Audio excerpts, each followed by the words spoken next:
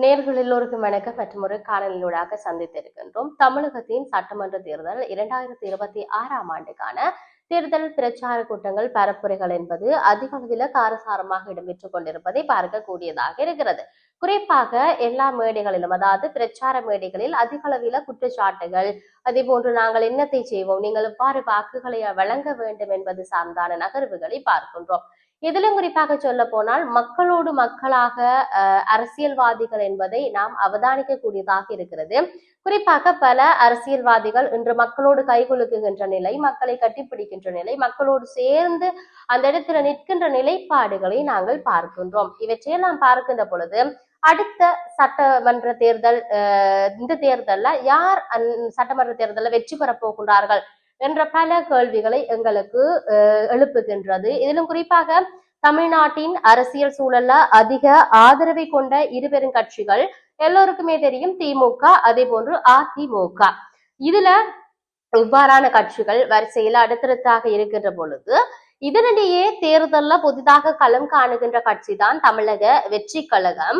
அதுல நடிகர் விஜய் பெரும் ரசிகர் பட்டாளமே இருக்கும் சூழல்ல அவரது கட்சி இந்த தேர்தலில் பெரும் தாக்கத்தை ஏற்படுத்தும் என்று சொல்லப்படுகிறது. ரசிகர் பட்டாளம் என்பதை தாண்டி விஜய்க்கான, தமிழக வெற்றி கழகத்தினுடைய தலைவர் விஜய்க்கான அதிக அளவிலான மக்கள் ஆதரவு இருக்கின்றது என்ற விடயத்தை நாங்கள் சொல்லக்கூடியதாக இருக்கிறது. இந்த நிலையில நடைபெற இருக்கின்ற சட்டமன்ற தேர்தலில் தொடர்பாக பல்வேறு தரப்பட்ட விடயங்கள், அதாவது மக்களோடு மக்களாக பல்வேறுபட்ட கருத்துக்களை கேட்கின்ற பொழுது ஒவ்வொருவரும் ஒவ்வொரு விதமான விடயத்தை சொல்லுகின்றார்கள். இதிலும் குறிப்பாக தமிழக வெற்றி கழக தலைவர் விஜய்க்கு அதிக அளவிலான தங்களுடைய வாக்குகளை அளிக்கப் போவதாகவும், தாங்கள் அவரை அதிக அளவில் வரவேற்கின்றோம் என்ற விடயத்தை மக்கள் அதிக அளவில் பகிர்ந்திருப்பதை நாங்கள் அவதானிக்கின்றோம். அந்த வகையில பெரம்பூர் தொகுதி மக்களுக்கான, அதாவது அந்த மக்களோடு பேசுகின்ற பொழுது திமுகவுக்கு ஆதரவு இருப்பது தெரிய வந்திருப்பதாகவும், திமுகவுக்கு அடுத்தபடியாக விஜய், அதாவது தமிழக வெற்றி கழகத்துக்கு ஆதரவு இருக்கின்றது என்ற விடயம் சொல்லப்படுகின்றது. இருப்பினும் அதிக அளவில் அரசியல் ஆய்வாளர்களாக சொல்லப்படுகின்ற ஒரு விடயம், தமிழக வெற்றி கழகத்துக்கு ஆங்காங்கே அவர்களுக்கான ஆசனங்களும் இருக்கின்றது என்ற விடயம் இங்கு சொல்லப்பட்டிருக்கிறது.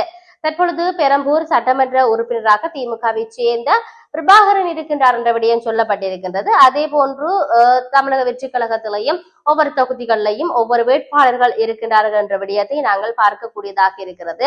தேர்தல் பிரச்சாரம் என்பது அதிக அளவில் காரசாரமாக இடம்பெற்றுக் கொண்டிருக்கின்றது. குறிப்பாக தமிழக வெற்றி கழகத்தினுடைய தலைவருடைய பிரச்சார மேடைகளில் அதிக அளவிலான மக்கள் பகிர்ந்து கொள்ளுகின்ற அது இருக்கின்ற விடயத்தை நாங்கள் பார்க்கக்கூடியதாக இருக்கிறது.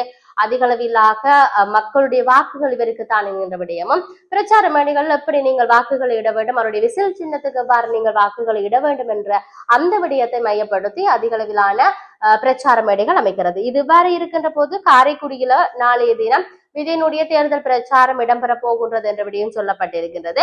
சென்னையிலிருந்து தனி விமானம் மூலம் காலை 11 மணி அளவுல மதுரைக்கு வருகின்ற அவர் சாலை மார்க்கமாக காரைக்குடிக்கு செல்ல இருக்கின்றார் என்ற விடயம் வந்திருக்கின்றது. தமிழக வெற்றி கழகத்தினுடைய தலைவர் விஜய் 234 தொகுதிகளிலும் வேட்பாளர்களை ஆதரித்து தீவிர தேர்தல் சுற்றுப்பயணம் மேற்கொண்டு வருகின்றார் என்ற விடயம் இங்கு சொல்லுகின்ற பொழுது, நாளைய தினம் சிவகங்கை மாவட்டம் காரைக்குடியில் விஜயனுடைய தேர்தல் பிரச்சாரம் மேற்கொள்ளப்பட இருக்கிறது. இதற்காக சென்னையிலிருந்து அவர் தனி விமானத்துல அங்கால சாலை ஓரமாக வருகிறார் என்ற விடயமும் சொல்லப்பட்டிருக்கிறது. இருப்பினும் இந்த பிரச்சார மேடைகள்ல அதிக அளவிலான மக்களுடைய ஆதரவு விஜய்க்கு இருக்குமா இல்லையா என்பதை தாண்டி இந்த தேர்தல்ல விஜய் வெல்வாரா இல்லையா என்பதுதான் மிகப்பெரிய எதிர்பார்ப்பாக இருக்கிறது என்பதை பதிவு செய்து கொண்டு மற்றொரு பதிவினூடாக சந்திப்போம். வணக்கம்.